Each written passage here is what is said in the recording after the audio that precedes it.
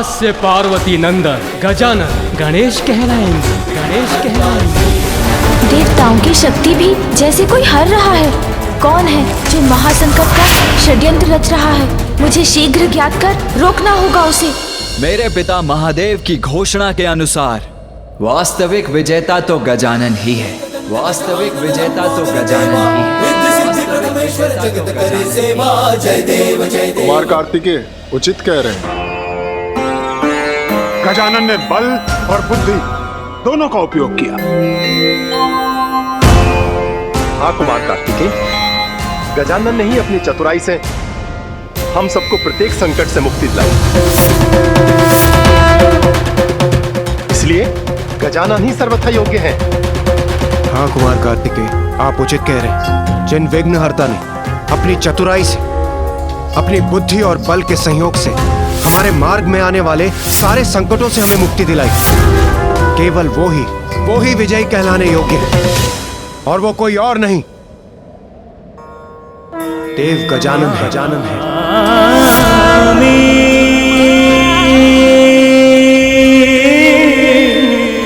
अर्थात विघ्नहर्ता गजानन विजयी हुए, विजयी हुए, विजयी हुए। पाद पंकजं नमामि देवं सकलार्थदं तं स्वर्णवर्णभुजगोपवितं नमामि देवं सकलार्थदम्।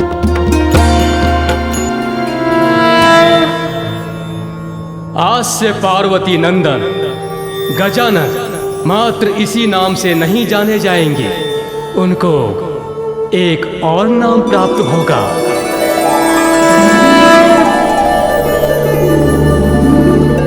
अब मैं वो घोषणा करूंगा जिसकी गूंज समस्त ब्रह्मांड के प्रत्येक कण और जगत के प्रत्येक गण तक पहुंचनी चाहिए।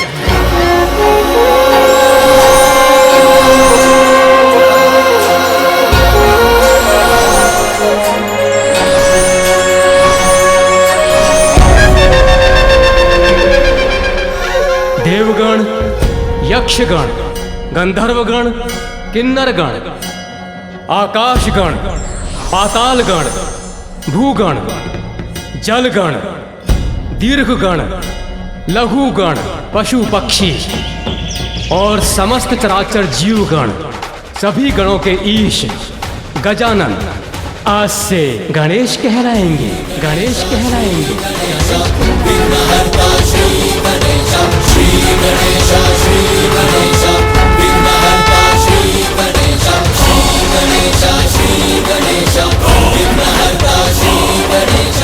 धर्म का पालन करने वालों के लिए विघ्नहर्ता और दुष्ट अधर्मियों के लिए विघ्नकर्ता होंगे गणेश।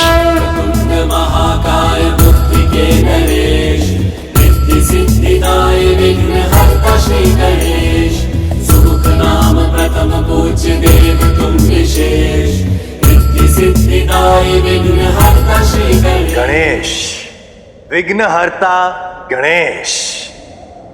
इसलिए आज से एक नवीन विधान का भी निर्माण होता है कि किसी भी शुभ कार्य के प्रारंभ से पूर्व की जाने वाली पूजा में सर्वप्रथम विघ्नहर्ता गणेश की पूजा अनिवार्य होगी। विघ्नेश्वराय वरदाय सुरप्रियाय लंबोदराय सकलाय जगद्धिताय।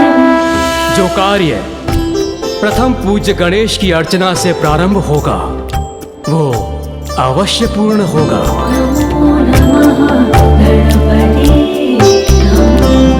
मुझे बहुत गर्व है कि गणेश ने आज अपनी प्रतिभा का परिचय दिया। देवताओं के साथ साथ संपूर्ण जगत की भलाई का कठिन दायित्व भी स्वीकार किया। विघ्नहर्ता प्रथम पूज्य श्री गणेश की, विघ्नहर्ता प्रथम पूज्य श्री गणेश की, विघ्नहर्ता प्रथम पूज्य श्री गणेश की, विघ्नहर्ता प्रथम पूज्य श्री गणेश की।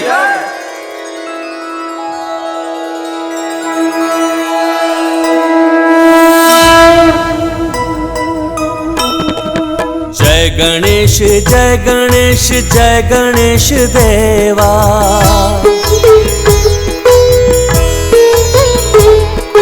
माता जाकी पार्वती पिता महादेवा। सिंदूरा से जगत को मुक्ति दिलाए, सिंदूर बदन नाम तब से तुम पाए। कामना प्रतीक मूस को तुम हराए, उपकार उस पे किए वाहन बनाए।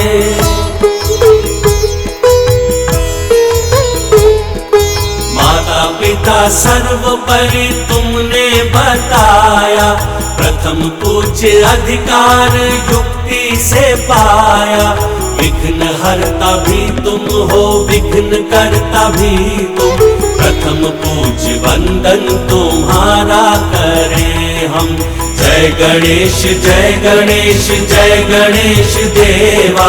माता जाकी पार्वती पिता महादेवा। जय गणेश जय गणेश जय गणेश देवा। माता जाकी पार्वती पिता महादेवा। माता, आपके पुत्र गजानन ने देवता पद तो पूर्व ही प्राप्त कर लिया था, किंतु आज प्रथम पूजनीय बनकर आपका वचन भी सार्थक कर दिया। नारायण नारायण। हाँ माँ, मैं भी अत्यंत प्रसन्न हूँ कि अनुज गजानन गणेश ने न केवल अपनी योग्यता प्रमाणित की, अपितु ये भी दर्शा दिया कि बल और बुद्धि दोनों में ही वो सर्वश्रेष्ठ है। तुम्हारी विजय तो मेरी भी विजय है अनुज। सत्य तो ये है भैया कि मेरी विजय का श्रेय तो आपको ही जाता है। मुझे? वो कैसे? मेरे आदर्श तो आप ही हैं भैया। मैं तो सदैव आपके पद चिन्हों पर चलकर आपके समान बनने का ही प्रयत्न करता रहा हूँ, और मेरी सफलता पर आपको गर्व होने से मुझे प्रेरणा मिलती है। उसी के कारण तो ये सफलता प्राप्त की मैंने।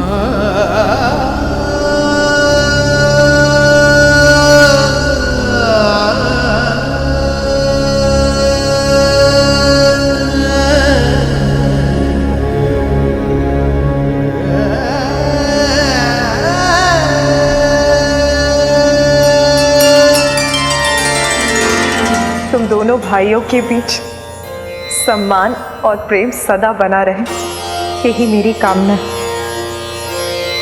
आज मेरे दोनों पुत्रों ने ये प्रमाणित कर दिया कि वो सर्वश्रेष्ठ। आपके दिए संस्कार और पिताश्री के आशीर्वाद से ही तो हम योग्य पुत्र बन सके हैं माता।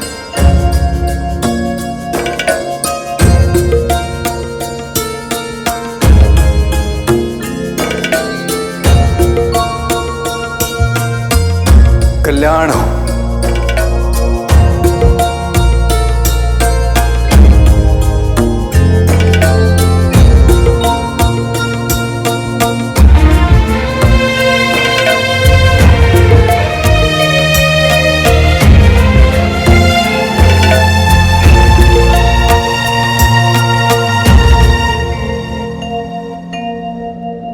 मेरा मन तो नहीं कर रहा है माता, किंतु अब मेरे विदा लेने का समय आ गया है, क्योंकि दक्षिण में मेरा कर्तव्य मुझे पुकार रहा है। मुझे अनुमति दीजिए माता। कर्तव्य तो सदा सर्वोपरि होता है पुत्र।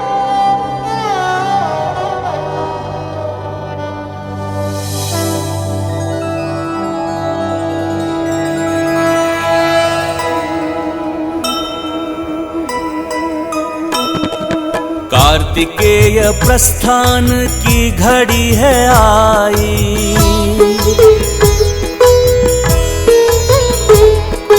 आज पुनः बिछड़ेंगे अनुरागी भाई। सुमुख अब अनिवार्य है विदाई देना, भावुक हृदय अश्रुपूरित है नैना। जय गणेश देवा, माता जाति पार्वती पिता महादेवा।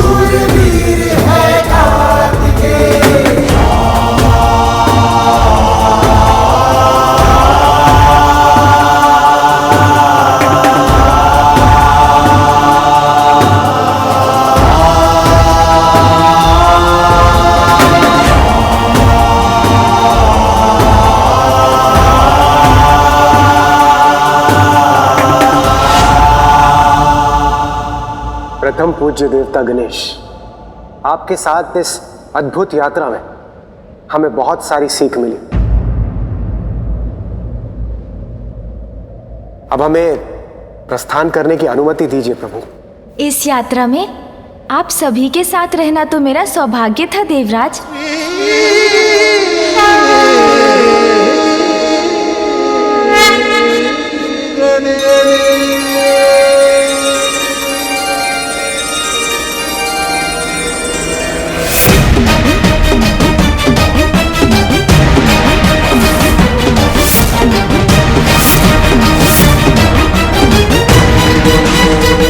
अकस्मात मुझे एक ऐसा आभास हो रहा है।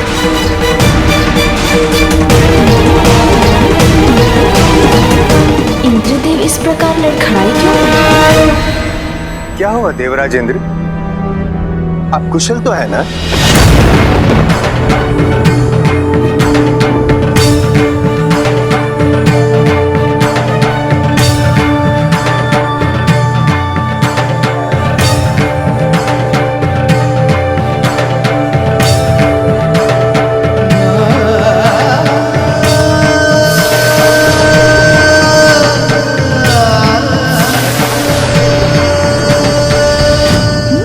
देवताओं की ऊर्जा उनसे विलग होकर कहाँ जा रही है?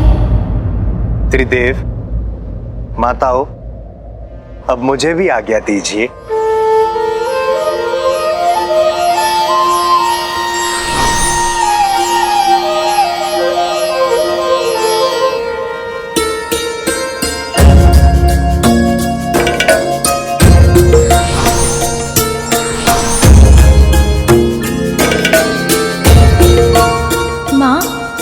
मैंने अभी देखा, क्या वो आपको भी दिखाई दिया? नहीं पुत्र, मैंने तो कुछ भी नहीं देखा। यदि माता का ध्यान उस पर नहीं गया तो उन्हें व्यर्थ चिंतित करने का कोई लाभ नहीं। ये क्या था? जब मुझे पूर्ण रूप से ज्ञात हो जाएगा तभी बताऊंगा उन्हें। पुत्र, प्रतीत होता है तुम बहुत थक गए। तुम्हें विश्राम करने की आवश्यकता है।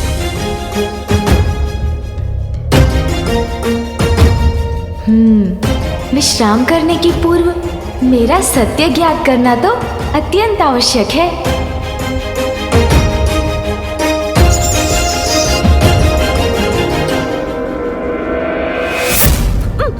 अरे, ये अकस्मात कंपन कैसा था?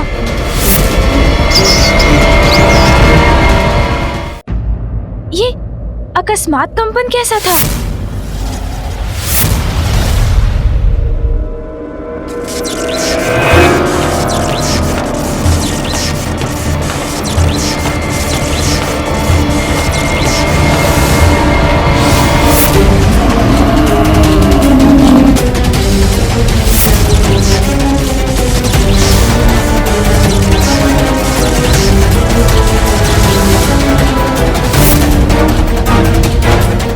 अकस्मात क्या हो रहा है?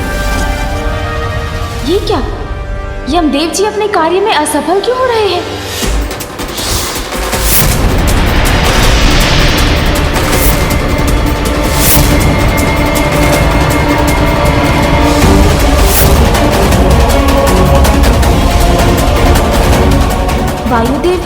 कार्य में असफल हो रहे हैं।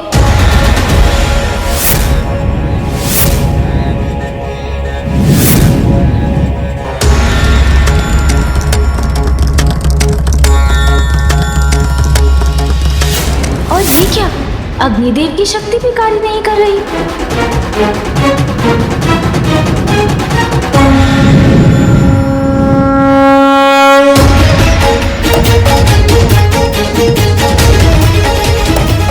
मेरी शक्ति यज्ञ का तेज क्यों नहीं बढ़ा पा रही है?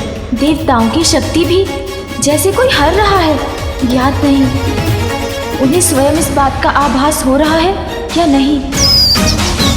ये किस अनिष्ट का संकेत है? मुझे शीघ्र इसके पीछे छुपे रहस्य को ज्ञात करना होगा।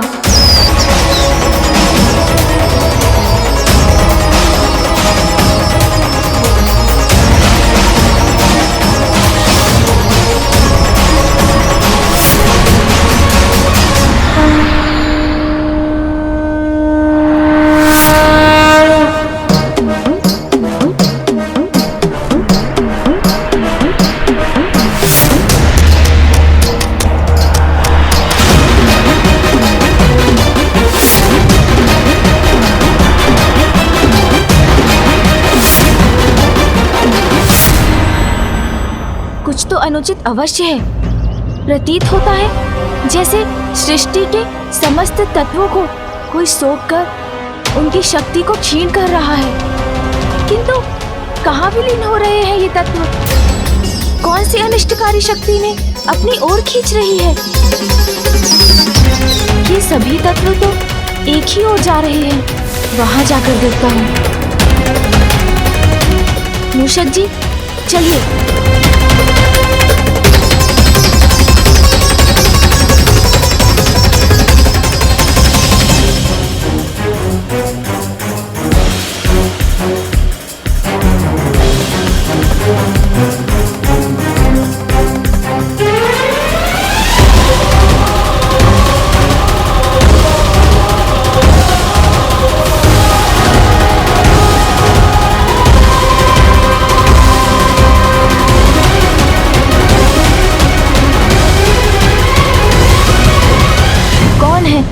जो महासंकट का षड्यंत्र रच रहा है, मुझे शीघ्र ज्ञात कर रोकना होगा उसे।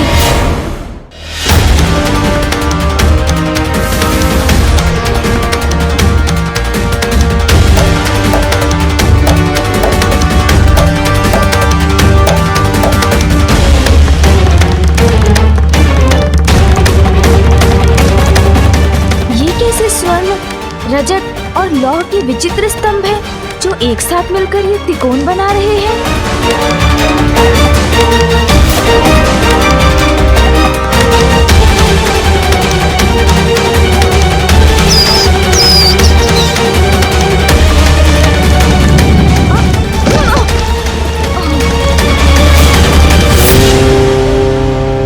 नमः शिवाय। मुझे ऐसा क्यों प्रतीत हुआ जैसे पिताश्री के मंत्रों की शक्ति ने ही मुझे वहां प्रवेश करने से रोक दिया। ओम नमः शिवाय। क्या सत्य में पिताश्री महादेव के मंत्रों का जाप हो रहा है यहाँ? कौन है जो इन मंत्रों की शक्ति से मुझे वहां जाने से रोक रहा है? और इसके पीछे उसका क्या उद्देश्य है? जो भी है, ये तो किसी महासंकट का ही संकेत है। इसकी गहराई तक पहुंचने में विलंब नहीं कर सकता मैं। प्रतीत होता है जैसे किसी बड़ी आसुरी शक्ति के प्रभाव में कोई अत्यंत भीषण योजना रची जा रही है यहाँ। और शिव भक्ति के स्वरों की गूंज भी सुनाई दे रही है। अर्थात पिताश्री को इस रहस्य का भेद अवश्य ज्ञात होगा। उन्हीं से जाकर पूछता हूँ।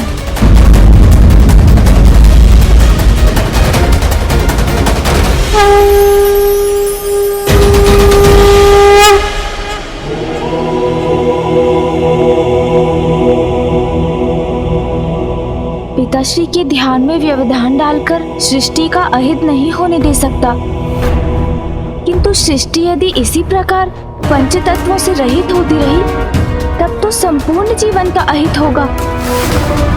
फिर तो मुझे ही शीघ्र इस संकट से उबरने का उपाय ढूंढना होगा।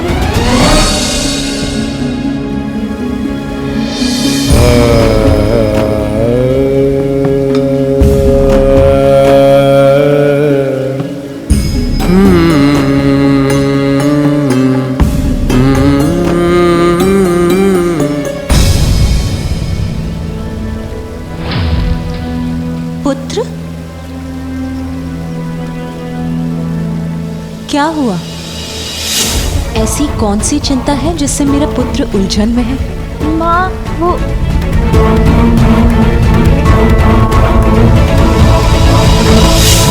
मन में जो भी है वो कहने से, किसी अन्य के साथ अपनी समस्या को साझा करने से समाधान सरल हो जाता है पुत्र। माँ, कुछ समय पूर्व मुझे एक रहस्यमय अनुभव हुआ।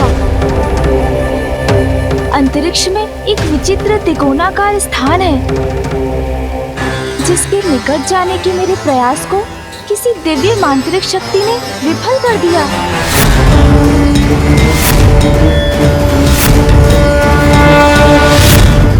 त्रिपुर,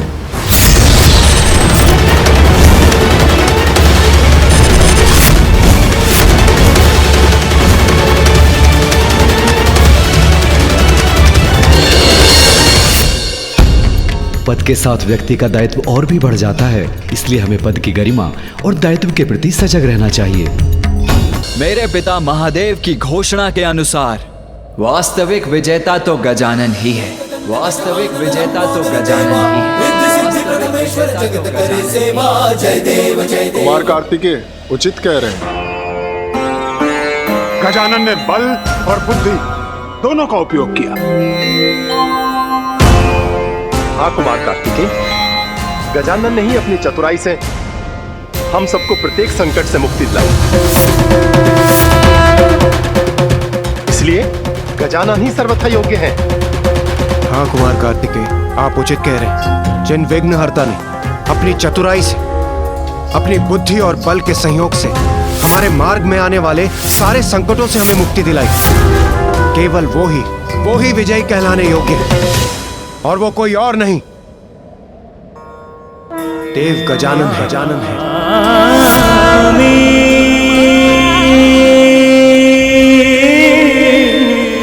अर्थात विघ्नहर्ता गजानन विजयी हुए। पाद पंकजं नमामि देवं सकलार्थदं तं स्वर्णवर्णभुजगोपवितं नमामि देवं सकलार्थदम्।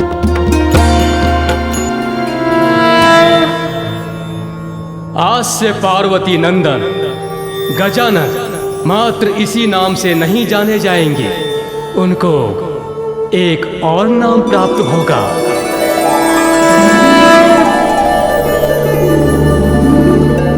अब मैं वो घोषणा करूंगा जिसकी गूंज समस्त ब्रह्मांड के प्रत्येक कण और जगत के प्रत्येक गण तक पहुंचनी चाहिए।